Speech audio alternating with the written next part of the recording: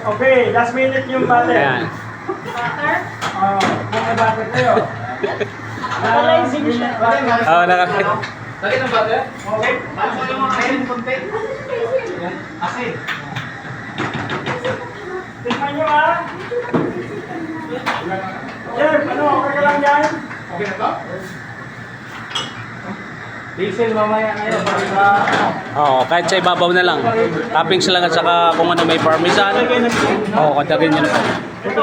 Oo po. Mga 10 to 15 grams lang. Oh yes. Tikman nyo muna bago kayo maglagay ng asin.